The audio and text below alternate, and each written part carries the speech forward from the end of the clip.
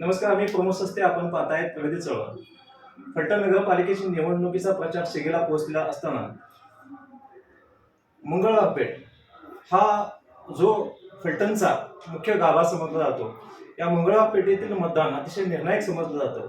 त्याच ठिकाणी आपण आपल्यासोबत बोलण्यासाठी सौ सुपर्णा सनी ऐवळे हे या प्रभागातील अतिशय उच्च शिक्षित, सुसंस्कृत असं व्यक्तिमत्व आपल्यासाठी बोलण्यासाठी आपल्यासमोर आलेलं आहे. नमस्कार. नमस्कार. आपल्या युट्यूब चॅनलच्या दर्शकांसाठी मला सांगा, तुमचं पूर्ण नाव सुपर्णा सनी ऐवळे आहे. तुमचं शिक्षण किती? माझं शिक्षण 12वी मी लॉ कॉलेजमधून सेकंड इयर पर्यंत शिकले होते. ओके. त्याच्यानंतर विविध कोर्स केलेले आहेत मी. आणि पुढचं शिक्षण मला जे घ्यायचं होतं ते भारती विद्यापीठ ही डीम्ड युनिव्हर्सिटी होती. ओके. आणि आपल्या इथे फलटणमध्ये कोल्हापूर युनिव्हर्सिटी असल्यामुळे माझे 3 वर्ष राहिले होते लॉचे करायचे. पण त्याच्याही व्यतिरिक्त मी बाकीचे जे काही शिक्षणासाठी जे काही कोर्सेस आहेत ते कोर्सेस मी केलेले आहेत. छोटे छोटे म्हणजे लघु उद्योगामार्फत जे काही महिलांना शिक्षण द्यायचं आहे किंवा तुम्ही आपला बिझनेस कसा वाढवू शकता, असे काही काही कोर्स पुण्यामध्ये एक कोर्स असायचे की तुम्ही महिलांना पुढे अजून ट्रेनिंग कसे करू शकता, स्किल डेव्हलपमेंट प्रोग्राम ते मी केलेले आहेत. कोणत्या क्षेत्रामध्ये स्किल डेव्हलपमेंटचे प्रोग्राम्स आपण केलेले आहेत? स्किल डेव्हलपमेंट म्हणजे ज्या माझ्या आता महिला आहेत त्या आता काही प्रमाणामध्ये बाहेर ज्या पडतात तर त्यांना अजून सक्षमरित्या आपल्या पायावरती उभं राहण्यासाठी जर मला एका महिलेला उद्योग द्यायचा आहे तर ती स्वतःहून स्वतःच्या पायावर उभी कशी राहील आणि समाजामध्ये ती निर्भीडपणे कशी पुढे जाऊ शकेल या संदर्भात मी कोर्स केला. आज आपण भाजपाच्या चिन्हावरती म्हणजे भाजप आणि मित्रपक्ष राष्ट्रवादी काँग्रेस यामध्ये आपल्या उमेदवाराचं जे चिन्ह आहे ते घड्याळ आहे, बरोबर आहे. घड्याळाच्या चिन्हावरती आपले मिस्टर जे सनी दादा आहेत ते सुद्धा गेली कित्येक दशक अजित पवार गटासोबत जे आहेत ते निष्ठावंत आहेत आणि त्यांनी सुद्धा नगरसेवकाच्या 2 टर्म्स काढलेल्या आहेत. मला सांगा, एवढा चांगला वारसा उपलब्ध असताना तुम्ही स्वतः राजकारणामध्ये येण्यासाठी एवढा उशीर का केला? उशीर असा नाही म्हणता येणार. मला स्वतः पहिल्यांदा समाजकारणाची खूप आवड आहे. सोशल आहे. त्याच्यामुळे घरामध्ये एक कोणाकडे तरी पद होतं, ते माझ्या मिस्टरांकडे होतं. त्याच्यामुळे त्याला अनुसरून मी समाजकार्य करतच होते. ते नगरसेवक पद्धतीने वॉर्डातले कामं वगैरे करत होते आणि मी त्यांना अनुसरून आमचं जे सामाजिक काम आहे ते वाढवत होते. आता असं एक येण्याची संधी मला मिळाली तर माझ्या डोक्यामध्ये होतं की यावेळी मला महिलांसाठी माझ्या काहीतरी करायचं आहे. मग ते किती मोठ्या प्रमाणात करू शकेल हे माहिती नाही, पण नक्कीच मी छोट्या प्रमाणात 100% योगदान मी 5 वर्षात देणार आहे. की मी ठरवलंच आहे की मंगळवार पेठेमधल्या महिलांना काहीतरी लघु उद्योग घरगुती द्यायचा आहे. त्यामुळे जी माझी इच्छा होती तर ती इच्छा कधी पूर्ण होऊ शकते तर मी नगरपालिकेत गेल्यावरती. नगरपालिकेमध्ये खूप काही स्कीम आहेत, बचत गट आहेत. त्या बचत गटांच्या माध्यमातून मी माझ्या ज्या महिला आहेत त्यांच्यासाठी जे काही म्हणजे आता योगदान असेल त्याच्यामधनं काही प्रमाणामध्ये 20,000 पासून 1 लाखापर्यंत मिळत आहेत की ज्यांनी कोणी म्हणजे उद्योग चालू करण्यासाठी. तर ते सर्व करण्यासाठी काही गोष्टी मला नगरपालिकेत जाणं गरजेचं आहे. सत्तेशिवाय शहाणपण नाही आणि त्या सत्ता हातात असल्यानंतर जी आपल्याला विकासासाठी ताकद देता येते किंवा तुमचा पाठीमागचा जो सोशल अनुभव आहे, सामाजिक कामाचा अनुभव आहे, तो तुम्ही राजकारणात उतरवणार आहात असं स्पष्ट तुम्ही विधान करताय. आज मंगळवार पेठेसारख्या विभागामध्ये इकडे एसआरएचाच विषय आहे, म्हणजे झोपडपट्टी पुनर्वसनाचा विषय आहे, स्थानिक महिलांचा आत्मसन्मानाचा आपण विषय, त्यांना आर्थिक सक्षम करण्याचा विषय आपण हाती घेणार आहे. परंतु विरोधक जे आहेत ते तुमच्या पुढे आव्हान नेमकं कोणतं उभं करतायत आता? नाही, मला तर असं काही कानावरती आलं नाही की विरोधक काही आव्हान उभे करतात आहेत, कारण माझ्या डोक्यात फक्त विकास आहे. विरोधक विरोधकांच्या चर्चा करत राहतील आणि माझं काम हे विरोधकांना पण माहिती आहे काय आहे. त्याच्यामुळे मी विरोधक काय बोलतात त्याच्याकडे लक्षच देत नाही आणि त्याची मला गरज पडत नाही की काय बोलतात काय. मला आतापर्यंत त्यांचे काय म्हणजे सभा पण 1-2 झाल्या, लोक म्हणत होती की असं. तर मी बाबासाहेबांच्या विचारांवरती भरपूर प्रमाणामध्ये अभ्यास केलेला आहे. बाबासाहेबांची मी पुस्तकं वाचलेली आहे, संविधान वाचलेलं आहे. त्यामुळे मला एक कळतं की आपण स्वतः जेवढं निर्भीडपणे पुढे जाऊ शकते एक महिला, म्हणजे बाकीच्या महिलांना जी ताकद मला पाहिजे मिळण्यासाठी तर ती मी स्वतःपासून सुरुवात करणार आहे की मी निर्भीडपणे पुढे जावेन. माझ्या मागं मंगळवार पेठेतल्या महिला, पूर्ण समाज माझ्या सोबत यावा महिलांचा, हे माझा एक दृष्टिकोन असणार आहे. कुठलंही काम असू दे की त्याच्यामध्ये माझ्या महिला माझ्या सोबतच आहेत. आता प्रचारासाठी आपण फील्डवरती जात असताना नेमकं मतदारांच्या नेमक्या समस्या कुठल्या आहेत आणि त्यांना प्रचारासाठी आपण नेमकी कुठल्या मुद्द्यावरती फोकस करता, म्हणजे तुम्ही स्वतः कुठल्या मुद्द्यावरती फोकस करता? प्रचाराच्या संदर्भात आम्ही जेव्हा जातो तेव्हा बऱ्यापैकी माझे मिस्टर तुम्हाला माहिती आहे नगरसेवक हो. होते, त्याच्यामुळे कामं भरपूर झालेली आहेत. त्यामुळे आता मुद्दा हा दुसरा आहे की लोकांना वेळेवरती पाणी जे आहे टायमिंग मला पाणी घ्यायचं महत्वाचं आहे. आणि काही काही ठिकाणी जी कामं राहिलेली आहेत की ड्रेनेजची असू द्या किंवा काही काही ठिकाणी रस्ता झाल्यावरती थोडा उतार झालेला आहे, तर काहींच्या घरामध्ये पाणी जात आहे असं मला भरपूर जणांनी सांगितलं, तर ते थोडंसं दुरुस्तीकरण करून द्या. काही काही ठिकाणी आता ही संडास वगैरे जे आहेत शौचालय, सार्वजनिक शौचालयाचा विषय आहे. हा तर शौचालयामध्ये काही काही दुरुस्ती करून हव्या आहेत. म्हणजे आपण शौचालय खूप चांगल्या प्रमाणात बांधलेले तुम्ही जाऊन बघू शकता. मंगळवार पेठेमध्ये 80-100% म्हटलं तरी विकास झालेला आहे. प्रत्येकाच्या एक घराच्या समोर ब्लॉक झालेले आहेत.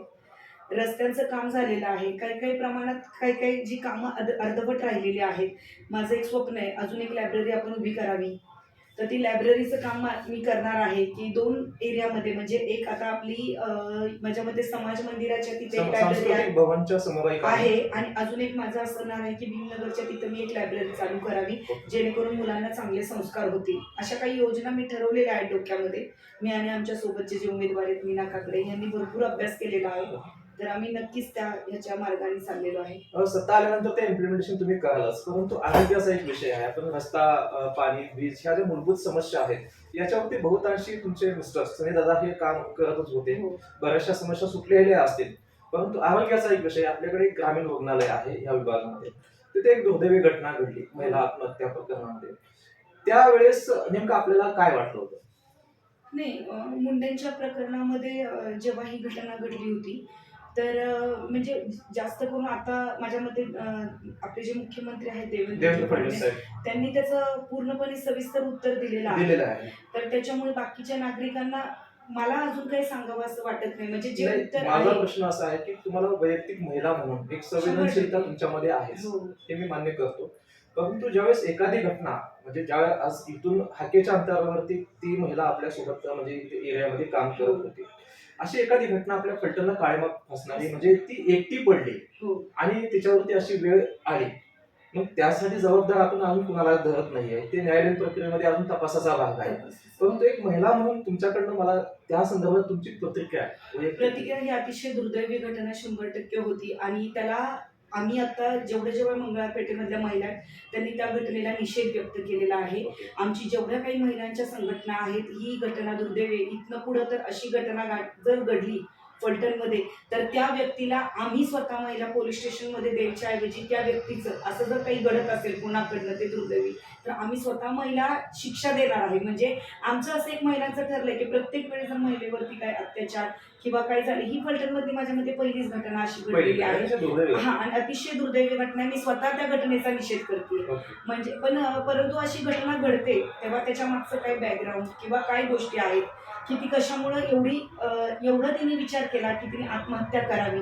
तर ह्या सर्व गोष्टींचा आम्ही अभ्यास करता की कुठली तरी महिला काहीतरी करून आत्महत्या म्हणजे प्रवृत्त होत एवढ्या असेल, टोकाचं पाऊल का उचलते? हा हा, महत्त्वाचा तर प्रश्न आहे. त्याच्यासाठीच इथनं पुढं आम्ही असं एक हे केलेलं आहे नियम की बाबा कुठल्याही महिलांनी जरी आपल्याकडे असं तक्रारी हे केलं की बाबा आम्हाला असं तुमच्या अडचण निदर्शनास आलं तर तुम्ही त्याच्यात नाही, प्रिकॉशन घेणार आहे का? अडचण जर आली आणि आम्हाला जर आम्ही जे ऑफिस करणार तिथं जर आम्हाला नुसतं एक अर्ज जरी आला तरी आम्ही त्यांचा पाठपुरावा घेणार आहे. आम्ही स्वतः ही काळजी घेणार आहे की इथनं पुढे अशी दुर्दैवी घटना घडू नये आम्हाला. हा, आणि ही सगळ्यांची हृदय हेलवणारी घटना आहे. आम्ही स्वतः या घटनेचा जाहीर निषेध करतो आणि योग्य त्या गोष्टींना आरोपींना शिक्षा होणारच आहे. आज संविधानाचा अभ्यास तुम्ही स्वतः केलेला आहे, शिक्षणामध्ये तुम्ही स्किल डेव्हलपमेंटचे प्रोग्राम्स राबवलेले आहेत. तर भाजपा हा राज्यातला आणि देशातला पूर्ण जगभरातला एक खूप मोठी पॉलिटिकल पार्टी आहे. या भाजपा पार्टीसोबत मित्रपक्ष म्हणून काम करत असताना राष्ट्रवादी काँग्रेस घड्याळाच्या चिन्हावरती आपण उभे आहात. आज मला सांगा, मंगळवार पेठेचा जो विकास आहे यासाठी तुमचं विजन जे आहे ते नेमकं काय आहे? मंगळवार पेठेचं मी आता तुम्हाला बोलले, त्याच्यामध्ये महिला सक्षमीकरण करून महिलांना लघु उद्योग देणे, लहान मुलं जी आहेत त्या लहान मुलांना आम्ही आता एक बौद्ध धर्माचं आता एक शिकवण देतो मंगळवार पेठेमध्ये, की तुम्ही कसं डेव्हलप पुढं झालं पाहिजे शिक्षणाच्या संदर्भामध्ये. तुम्ही कुठल्याही म्हणजे एक बिझनेस करा, शिक्षण करा, त्याच्यात तुम्ही पुढं कसं केलं पाहिजे, कारण पायाच हा लहान मुलांपासून होतो असं मला वाटतं. त्यामुळे मी त्या गोष्टीला जास्त सतर्क राहणार आहे. तसेच मला लहान मुलांसाठी बाग करायची आहे आम्हाला, बगीचा. तुमच्या परिवारामध्ये एखादा एका बगीचा बगीचा उभारण्याचा तुमचा उभा मानस राहावा आहे. हे आमचं स्वप्न आहे. लायब्ररीचं स्वप्न आहे. हा. तसेच वेळेवर महिलांना पाणी द्यायचं, कारण त्या कामाला जातात ते टायमिंग मला रेग्युलर करून घ्यायचं आहे. ओके. की म्हणजे आमच्या प्रभागामध्ये प्रत्येक एरियात जाऊन महिलांची मीटिंग घेणार आहे, की तुम्हाला काय टायमिंगला पाणी बरोबर. हवंय, तुमचे त्यानुसार प्रश्न. ते ऍडजस्ट कसं करता येईल ते बघणार आहे. स्वच्छ पाण्याचं तर बघणारच आहे, पण इतरही त्यांना काही वैयक्तिक जीवनात अडचणी असेल तरी त्यासाठी मी खंबीरपणे उभी राहणार आहे त्याची. तुमची एक मुलाखत मी बघितली हॅलो फलटण होती. तुम्ही अतिशय चांगल्या पद्धतीने सांगितलं की इकडे डिवोर्स म्हणजे ज्या मुली नांदत नाहीत त्यांच्यासाठी आपण विशेष प्रयत्न करणार आहात. हो. तर ह्यासाठी नेमकं कोणत्या पद्धतीने तुमचं नियोजन असेल? पहिल्यांदा प्रथम आम्ही असं करणार आहे, की बाबा का अडचण काय येते, किंवा आम्ही दुसऱ्या त्यांचे जे घरातले आहेत सासरकडचे त्यांच्याशी जाऊन बोलणार आहे. जर खूपच काही अडचण वाटली तर जे आम्ही टीममधले एक वकील नेमणार आहे, ते वकील त्यांना मोफतमध्ये सल्ला देतील आणि त्यांचं काम करतील. की काही काही महिला माझ्या इतक्या म्हणजे हे आहेत की वकिलाच्या फीने हैराण झालेल्या आहेत. नक्कीच आर्थिक हां, सक्षमता तर नाही त्यामुळे आहे. मंगळवार पेठेत आमची वकील ऑलरेडी आहेत, त्यांची टीम आहे आणि त्यांनी मला सगळ्यांनी फोन करून सांगितलेलं आहे, की जेव्हा न्यूज बघितली तर वहिनी आम्ही तुमच्या सोबत आहे. कधी कुठली अडचण झाली तर आम्ही निस्वार्थी याला मदत करणार आहे. त्यामुळे मला आधीच एक हे मिळालेलं आहे चिंता, की तुम्ही पुढे जावा, आम्ही तुमच्या पाठीशी आहे. तुम्ही माझ्या महिलांचे म्हणजे डिव्होर्ससाठीच असं नाही, इतर कुठल्याही गोष्टीत त्यांना वकिलांची मदत लागली तर ती माझ्याकडनं पूर्णपणे त्यांना म्हणजे न फी घेता आम्ही ते त्यांच्या मार्फत राबवणार आहे, वकिलांच्या मार्फत. अतिशय छान पद्धतीने तुम्ही सांगताय की महिला सक्षमीकरण तुम्ही करायचं सांगताय, परंतु राज्य शासनाचे आणि केंद्र शासनाचे स्किल डेव्हलपमेंट प्रोग्राम्स आपण स्वतः शिकलेला आहोत. हो. ह्या प्रभागामध्ये महिलांना एक आत्मसन्मानाचं आर्थिक सक्षमता येण्यासाठी असं काही एखादा उद्योग एखादा प्रकल्प राबवण्याचा आपण योजलेला आहे का? हो, मी 2-3 मध्ये प्रकल्प योजले होते, पण फलटणमध्ये थोडंसं मार्केटिंग कमी असल्यामुळं आम्हाला ते पुढं जाता आलं नाही. बचत गट आहे नगरपालिकेतले, त्यांना एक फिनेलचं प्रशिक्षण मी दिलं होतं. तर फिनाईल तयार करा. तयार करायचं 1 दिवसाचं प्रशिक्षण होतं. तर ते फिनेलचं प्रशिक्षण त्यांना व्यवस्थित मिळालं नाही, म्हणून मी परत एकदा त्यांना डोक्यामध्ये आहे की फिनेलचं प्रशिक्षण द्यावं. अजून काही घरगुती वस्तू बनवायचं आहेत तर ते प्रशिक्षण मी त्यांना देणार आहे. कारण मध्ये मी केलेलं आहे, 2-3 योजना होत्या, त्या 2-3 योजनेच्या मार्फत पण बसवलेलं आणि स्वखर्चाने फिनेलचं प्रशिक्षण पण मी त्यांना दिलं होतं. पण त्याच्यात असमाधानी होत्या. म्हणजे कसं की आपल्याला पुढे जाताना पूर्ण सर्टिफिकेटनीच गेलं पाहिजे. नक्कीच. तर थोडंसं ते फिनेलच्या प्रशिक्षणामध्ये त्या हे नव्हत्या, म्हणून मग मी पुढे जायला थोडी थांबलेली आहे. आणि आता परत एकदा हे इलेक्शन झाल्यानंतर मी फिनेलचं प्रशिक्षण देणार आहे. स्वतः मंगळवार पेठेमध्ये आम्ही फिनेल बनवायचा एक लघु उद्योग चालू करणार आहे. जानेवारीच्या पहिल्याच आठवड्यामध्ये कदाचित तो उद्योग आम्ही चालू करतो. एकंदरीत फलटण नगरपालिकेची निवडणूक आपण बघताय की आपले नगराध्यक्ष पदाचे जे उमेदवार संशय नाईक निंबाळकर आहेत, तुम्ही स्वतः या प्रभागामध्ये आहात. फलटणचं वातावरण जे आहे ते वेगळ्या पद्धतीचं आज निर्माण झालेलं आहे. तुम्ही फलटणच्या आता हा झाला प्रभागाचा विषय, आपण पूर्ण फलटणच्या जनतेला एक महत्वाचा संदेश नेमका काय द्यायला लागतात त्या निवडणुकीच्या पार्श्वभूमीवर? निवडणुकीच्या पार्श्वभूमीवर एवढंच की आता सत्ता आपली देवेंद्र फडणवीस भाजपची सत्ता आहे. सत्तेमध्ये बदल होतोय, कामं होताना दिसतात आहे. आता कॅनोलच्या तिथे पण काम चालू झालेलं हो, आहे. हो. सगळीकडे आणि कामाचं दादांनी पण आपल्याला आता बघताय तुम्ही आरटीओ ऑफिस असू देत किंवा आपलं कोर्ट असू देत प्रशासकीय भवन दोन्ही आणि पोलीस आलेला आहे, तो सुरुवात झालेली आहे. तर नक्कीच अजूनही बदल होईल आणि बदल होतोय हा लोकांना दिसतोय. त्यामुळे थोडंसं लोक पण आता सत्तेमध्ये थोडासा बदल नक्कीच बघतील. विकासाच्या प्रवाहामध्ये सामील व्हा असं तुम्ही आव्हान करताय जनतेला. हो.